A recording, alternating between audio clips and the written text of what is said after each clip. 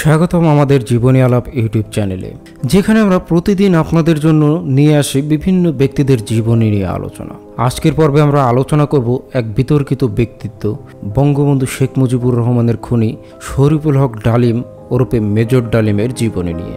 আপনি যদি আমাদের চ্যানেলে নতুন হয়ে থাকেন এবং এখনও সাবস্ক্রিপশন করে না থাকেন, তবে অবশ্যই চ্যানেলটি সাবস্ক্রিপশন করুন এবং পাশে থাকা বেল আইকনটি প্রেস করে রাখুন। শরীফুল হক ডালিম জন্মগ্রহণ করেন 1946 সালে তৎকালীন ব্রিটিশ ভারতের পূর্ববঙ্গে, যা বর্তমান বাংলাদেশ। তার পিতা ছিলেন একজন সরকারি কর্মকর্তা। তিনি প্রাথমিক শিক্ষা শেষ করেন, ঢাকার নটরডেম কলেজে ভর্তি হন এবং পরে ঢাকা বিশ্ববিদ্যালয়ে পড়াশোনা করেন। ছাত্র জীবন থেকেই তিনি অত্যন্ত মেধাবী ও ক্রীড়ামোদী ছিলেন। শিক্ষা জীবন শেষ করে শরীফুল হক ডালিম 1964 সালের পাকিস্তান বিমান বাহিনীতে যোগদান করেন। 1965 সালে পাক ভারত যুদ্ধের পর তিনি বিমান বাহিনী থেকে সেনাবাহিনীতে যোগদান করেন। পাকিস্তান সেনাবাহিনীতে 1971 সালের এপ্রিল মাস পর্যন্ত কর্মরত ছিলেন। মুক্তিযুদ্ধের শুরুতে শরীফুল হক ডালিম পাকিস্তানে, তৎকালীন পশ্চিম পাকিস্তানে ছিলেন।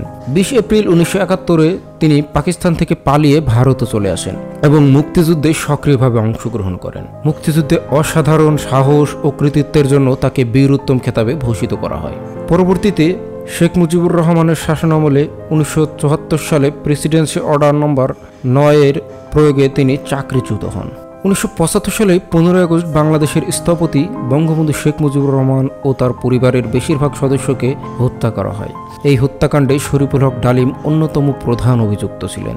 তিনি এবং তার সহকর্মীরা এই নৃশংস হত্যাকাণ্ডে অংশ নেন, যা বাংলাদেশের ইতিহাসে একটি কালো অধ্যায় হিসেবে বিবেচিত।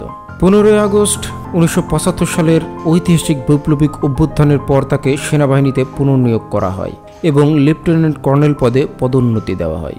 1976 সালে পররাষ্ট্র মন্ত্রণালয়ে নিয়োজিত হবার পর গণচিনে তাকে কূটনৈতিক হিসেবে প্রেরণ করা হয়। 1980 সালে লন্ডন হাই কমিশনে তিনি অ্যাটাচড হন।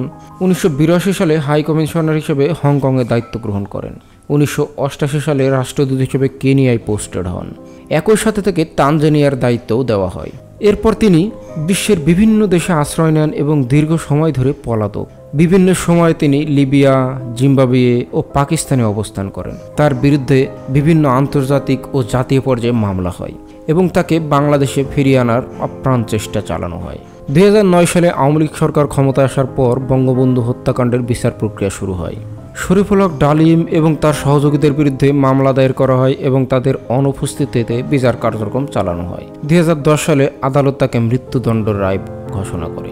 শরীফুল হক ডালিমের জীবন একটি বিতর্কিত অধ্যায় হলেও তার কর্মকাণ্ড বাংলাদেশ ইতিহাসের গভীর প্রভাব ফেলেছে।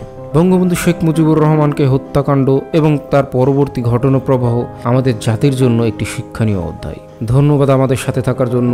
আমাদের চ্যানেলটি সাবস্ক্রাইব করতে ভুলবেন না এবং বেল আইকনটি প্রেস করে নোটিফিকেশন চালু করে রাখুন, যাতে আমাদের নতুন নতুন ভিডিও আপনি পেতে পারেন।